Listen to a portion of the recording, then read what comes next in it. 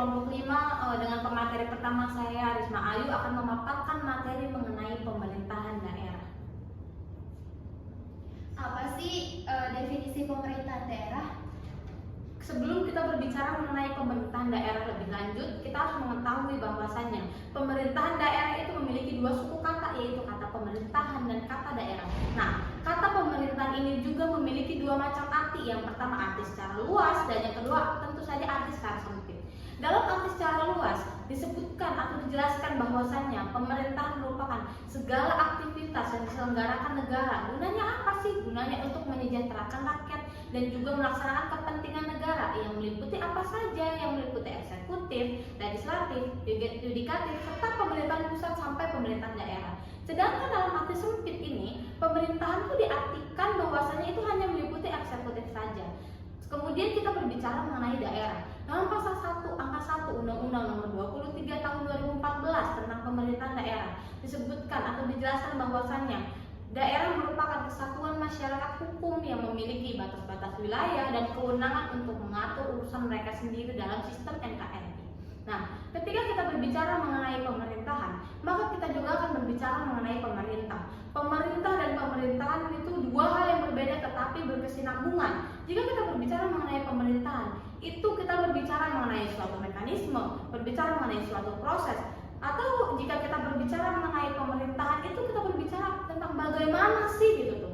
Tetapi jika kita berbicara mengenai pemerintah, itu kita berbicara mengenai siapa yang menjalankan gitu tuh. Jadi singkatnya gini nih, jika kita berbicara mengenai pemerintahan, itu kita berbicara mengenai bagaimana. Tapi jika kita berbicara mengenai pemerintah, itu kita berbicara mengenai siapa. Nah, dari definisi tersebut dapat disimpulkan bahwasannya pemerintahan daerah itu merupakan suatu pelaksanaan pemerintahan yang dilakukan oleh siapa? Tentu saja yang dilakukan oleh pemerintah daerah bersama DPRD berdasarkan asas-asas otonomi dan prinsip tugas pembantuan dalam sistem NKRI yang dimana diatur dalam Undang-Undang Dasar 1945. Lalu kenapa kok bisa ada pemerintahan daerah?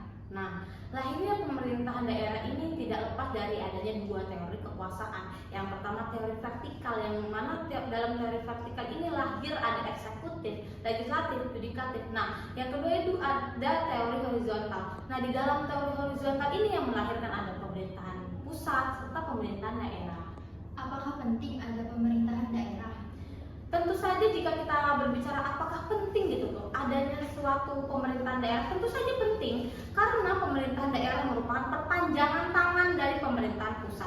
Karena banyak suatu daerah tuh yang jauh dari pusat gitu tuh, sehingga mereka tuh apa-apanya susah.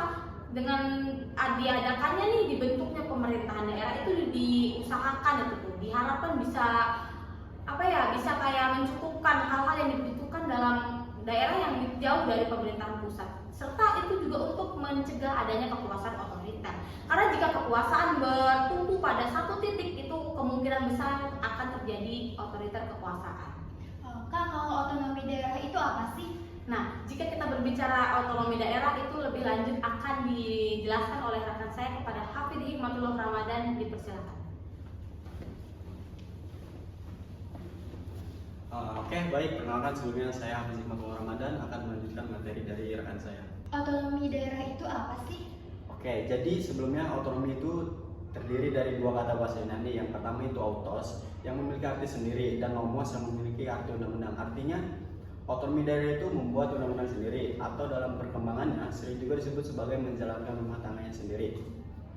Otonomi daerah adalah hak, wewenang, dan kewajiban daerah otonom untuk mengatur dan mengurus sendiri urusan pemerintahan sesuai dengan prinsip desentralisasi yang bertujuan untuk meningkatkan kesejahteraan masyarakat, pemerataan pembangunan, serta efektivitas pemerintahan di tingkat daerah.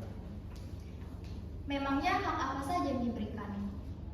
Oke, jadi otonomi daerah diberikan hak seperti pendidikan, kesehatan, lingkungan hidup, dan lain-lain. Sedangkan hak seperti pertahanan, politik luar negeri, dan moneter itu tetap menjadi tanggung jawab pemerintah pusat. Terus prinsip apa saja yang diterapkan?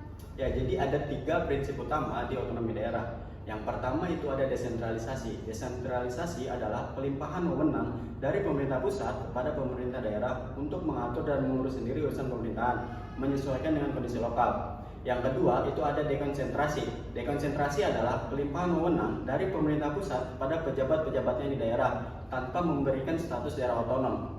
Yang ketiga itu ada tugas pembantuan. Tugas pembantuan adalah penugasan yang diberikan oleh pemerintah pusat pada daerah untuk melaksanakan tugas tertentu dengan bertanggung jawab kepada pemerintah pusat.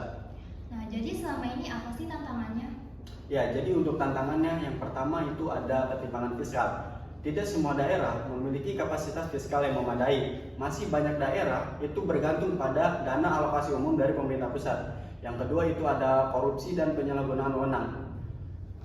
Otonomi daerah diberikan wewenang yang luas, yang dalam beberapa kasus masih sering disalahgunakan untuk kepentingan pribadi atau golongan. Yang ketiga itu ada kesenjangan pembangunan. Tidak semua daerah memiliki kapasitas sumber daya yang sama, sehingga terjadi ketimpangan pembangunan antar daerah, terutama antara wilayah barat dan timur Indonesia.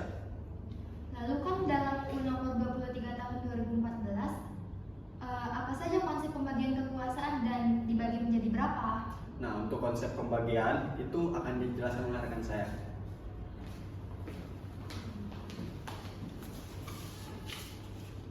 Saya Numa Malia, pemateri ketiga.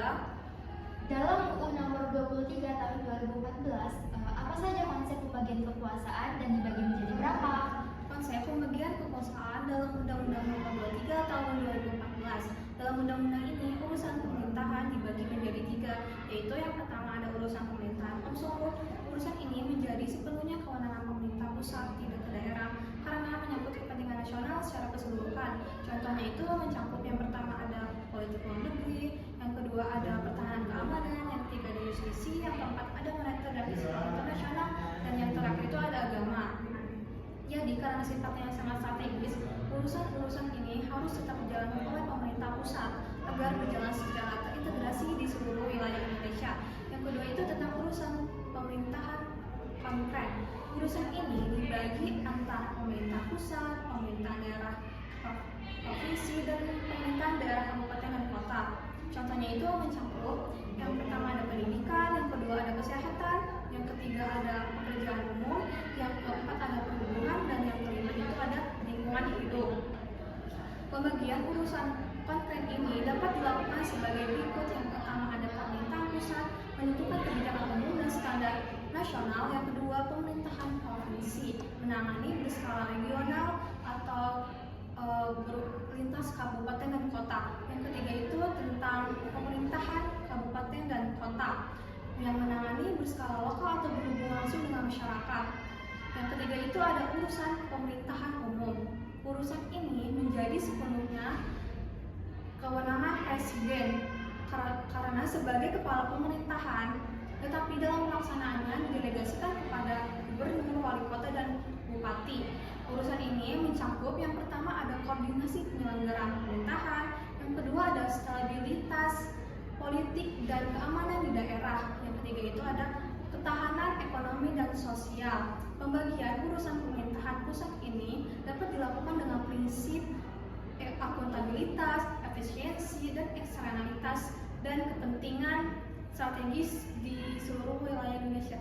Jadi itulah pemaparan materi dari kelompok kami mengenai pemerintahan daerah. Kurang lebihnya kami mohon maaf. Assalamualaikum warahmatullahi wabarakatuh.